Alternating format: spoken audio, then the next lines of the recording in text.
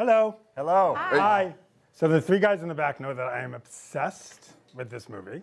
I have not stopped thinking about it. What did you guys, Adina, what did you think when you read the script? What did you think when you read the script? Yeah. I didn't think it was very funny. Because I didn't know what to expect, and I thought it was going to be Adam, and so I was taken by surprise, and I was actually excited to see him get to do his thing with all his acting chops. Why is Adam the perfect Howard? Who are you asking that to? Anybody? Because he's a maniac who there's never enough, and he can always see that there's this kind of Elysian field that he can get to, and you see it in all of his work from the very beginning, and that's Howard. Obviously, a very different guy than Howard, but that's Howard. And you will not, once you see it, think it could be anyone else, I imagine. Like, me standing next to him, I was like, this motherfucker. Also, he's just Howard. Yeah, he's just Howard. Adam, how did you know when you got Howard? I've talked to you about this before. I mean, I know Howards. There are a lot of Howards in my life. There's a lot of Howards in New York, and you nailed it. How did you know you got it? Thanks for saying that, and we I would know it at times, like when I was doing scenes with Lakeith, and he was looking at me like he wanted to kill me, or thought I was annoying. I knew I was doing something that made sense to the guy. I don't know. I just felt right when we started shooting, we prepared enough that day one we were ready to go and ready to be a different guy.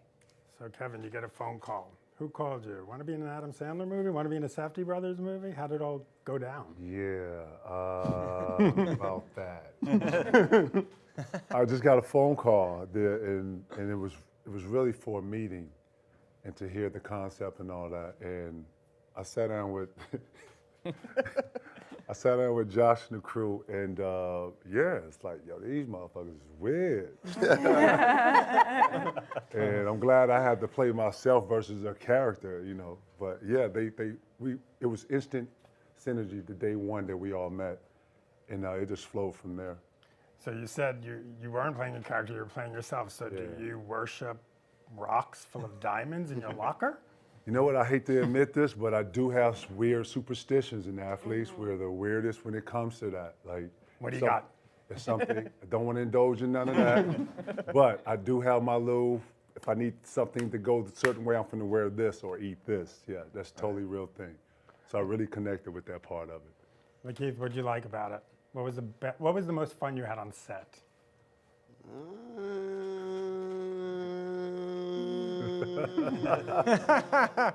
Every day was fun, a new adventure. I was very, very happy to work with Adam because I grew up watching him, and it was just like dope to be like, oh, I'm on a movie set with this dude. It's crazy. And yeah, when I met KG, it was just like automatically just like shit firing off. And these two batshit crazy motherfuckers make it very, very fun and make it feel raw and easy. And the camera disappeared to my awareness every time. And that's just a testament to their ability and the cinematographer's ability to make everything seamless. And it was dope. And Jules was the crown jewel of all of this. Hey. Yeah. Jules, let's personality. Let's talk about that nightclub scene. Hey. I'm not going to give it away, but you get intimate with The Weeknd. Yes. That happened. Yeah. Tee that up. When did they tell you, guess what? You're going in the stall with The Weeknd? All right. Did you have a shot before? Did you do a shot before you did that? No, but I was mostly afraid of all the Bella Hadid fans coming for me after the fact. Oh, shit. It's gonna happen, I'm sure. But Do you have a message for Bella? nothing happened. It was 2012. We were just doing coke. It was 2012. So yeah, I mean, no, I wasn't nervous. I felt very safe the whole time on set. Like, I know the boys had my back, and working with Adam was so easy, and like, he was very patient with me. Like, my whole life I was called Julia Gulia, so I made sure that I made this hell for him. And he was very patient with me. Yeah. So what'd you call her on set, Adam? No. Nightmare.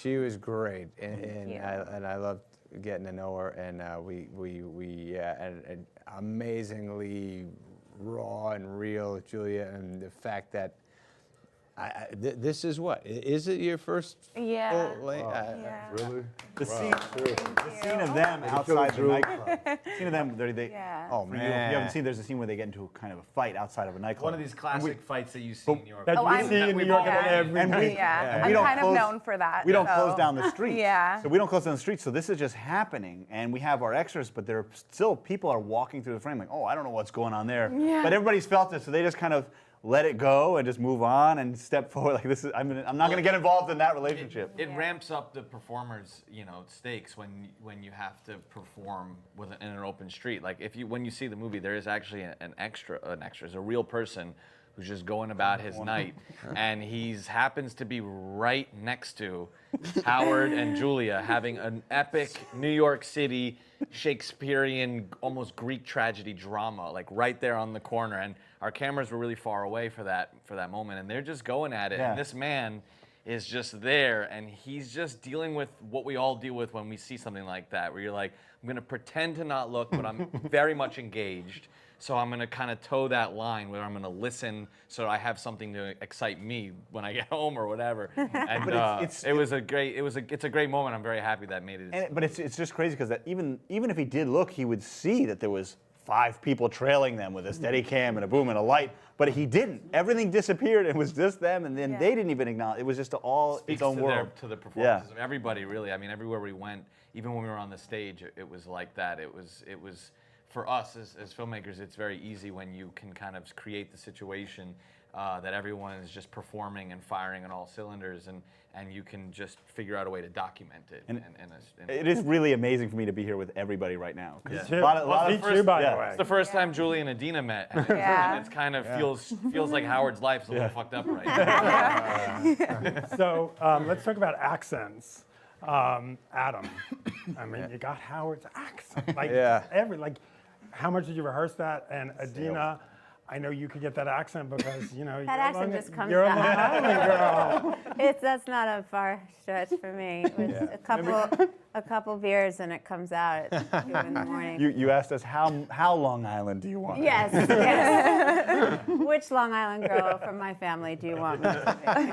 Adam, how much did you practice the voice? Because it is a very specific. Yeah, it's just people I know and people I during the process while we were preparing, I would hear their voices and zero in on that. But you'd send me like weird little voice videos. I had different ideas, and I would talk to these guys in character on the phone a lot. A lot of like driving shots of you just driving, like yelling. I would love to have been someone who pulled up to you in a red light. You're just like in this beta version of Howard. And there is a sales Howard. I love it when Howard goes into sales mode because he takes on a different persona. And I love it. Yeah. Okay. But every time you think maybe I'm too broad, then you have some like of your character actors that were like real. Oh yeah, the real guys. And you're like, wait, they actually really talk like that. So I'm understated. I know. Yeah, you get surprised by that.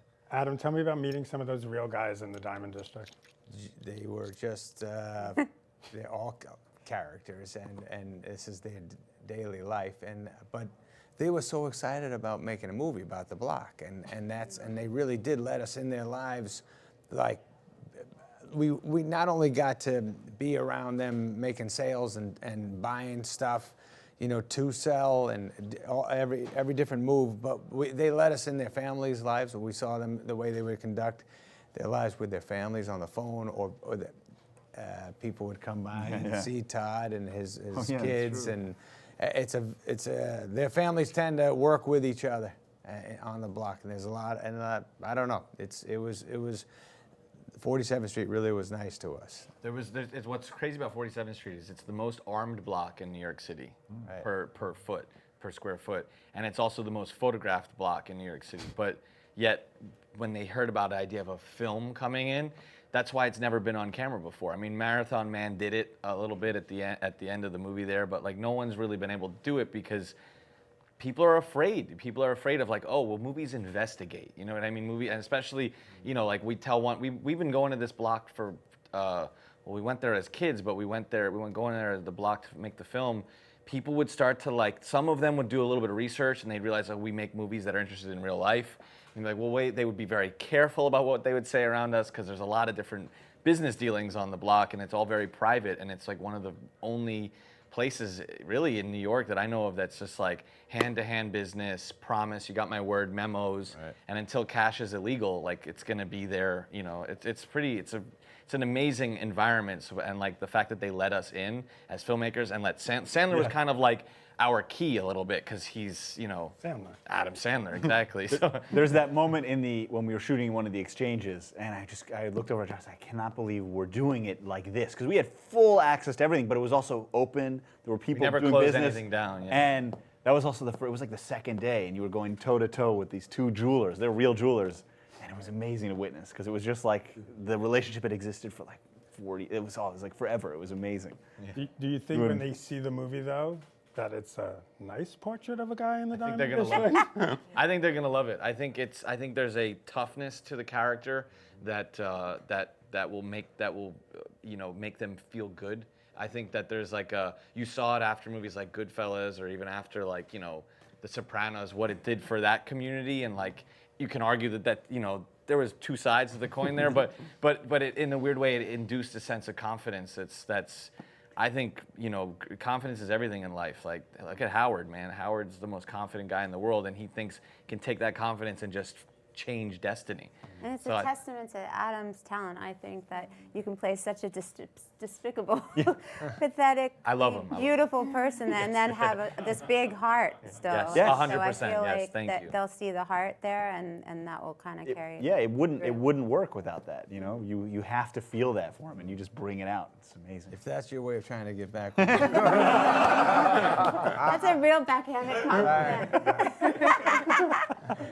So Adam, what did you take home from set? Piece of jewelry, the glasses? Wow. I didn't take anything. He doesn't steal. I don't see it, but they did make me a nice Howard diamond necklace that my wife's wearing to the premiere tonight. She's been wearing it around. That's cool. Yeah, that's real cool. Funny. That's what's up. Like, Keith, how is it? You're acting with Adam. Obviously, you know, there is drama in this role. But don't you just want to laugh? Yeah. Yeah, we did. Yeah, we definitely did. That didn't make it into the movie though. Yeah, it's a shit. I mean, I agree with the idea that he brought so much heart to the character. It was very, very hard to hate him, and hard to be like, you idiot or stupid dummy. Come on, Man, Dummy. you slid Dummy. those in there so I mean, everyone hurt. Whenever there was a scene between the two of them, I was so excited because it was just going to be like life got brought in. And then we did one where it was just like something was off, and like we just got to go do what we were doing before and blow it up. And Well, just make it what's crazy. really interesting, you pointed this out to me. You know that the Keith before, well, you get a sense when we're on camera, when we're starting to shoot a scene. And I don't know, whatever, we kind of try to ease into it. And you picked up on that really quickly, so you would start to improvise dialogue and action that happens before the scene actually begins. Yes. And that gets everybody going into it. And then Kevin, you started Kevin started doing it. Right. So then when you left, it was just he was doing it. And we're like, oh my God, Kelty's doing Oh my it. God, it was like momentum. Straight up. Kevin, what's your next movie? And are you going to play yourself or a character? Tell me my next one. I want him to be in Blade. I want him to be a vampire in Blade. Right. Okay. I'm finna do Blade. I'm finna be an early villain that get killed early though. My only request is do not put me in there and fight for 30 minutes. And, you know what I'm saying? No, that's not what I'm going for. You want the week's Wait, work. you want to get killed I early? want to get killed real early. As soon as we get on, boom, I'm dead. Oh, I thought that was okay, that type of early. No, he's Kevin blew us all away every day. Really did. And there's one scene in the movie when everyone sees it. There's like a 5-page scene that. Which blew my mind. Like, I gotta say this. What is? Oh, And we got deep with it, we got really very subtle with it. It was amazing what we were doing that scene. between Lakeith and everybody, and the Safari brothers giving me great direction, Adam being patient with me and just walking me through was like conversation. It was something I would totally tell a jeweler who was trying to feel me. Yeah. Was there ever, I mean, some of these scenes are so crazy over the top, but realistic. Was there a scene that you're like, okay, no, we can't do that. There's just no way. Oh, no. No. I don't know. Because I we don't- always, if that was the case, it wouldn't be in the movie. You know, so we would always, it always had to have that feeling of, oh, that would have happened in real life. Because there if was- it ever What went about the too far- helicopter? What's it called? The Blade? No, when you were supposed Oh, to do yeah. something Oh, with your yeah. penis. Yeah. Okay, go ahead. We're not talking about that. No, it was a, Okay, sorry. it was a playful thing that Howard does when he acts like a little kid. Venus games. He helicopters his penis, but it Didn't make it. didn't in make there. it into the movie. Never- we never even shot it. I was going to say, did you shoot it? I wish we shot it. We didn't. You know, he's like Howard's like a little kid in that regard. Yeah. He's younger than he is, so he's just playing with his dingling. So, Adam, where did Howard draws the line. Did you nix the helicopter? No, game? I would. We just didn't shoot it. We didn't shoot it. We didn't have. No, it was rewritten a little bit. Yeah, but it no, was, I was ready. ultimately it was stupid. I was as you can preparing. imagine. No, I was preparing at home. Who were you reading? Right. But there was, you know what? To answer your question, there was stuff with the Rolex hustle that kind of fell away. Not because we didn't want to shoot it because it's too realistic, because it just started to complicate the narrative is very it's a very full narrative of the movie. You've seen it. The plot is pretty intricate, and it was just like we didn't need one more. But I remember doing research with this guy in Korea, and he was telling me about all this fake Rolex thing, and that was something that I talked to Lakeith about the first time I met with him. I think it's fascinating that you can have the exact same factory make the same movement inside of a Rolex. Except you don't get the Rolex stamp. For some reason, it costs $200 instead of $10,000. That to me was like mind-blowing to me, and it should be exploited in a weird way, but Uncut Gems too. Uncut Gems too, correct? Yeah. And Kevin, who's going to win the championship this year? What'd you say? Who's going to win the Once- championship this year? Definitely won't be Toronto. Sorry.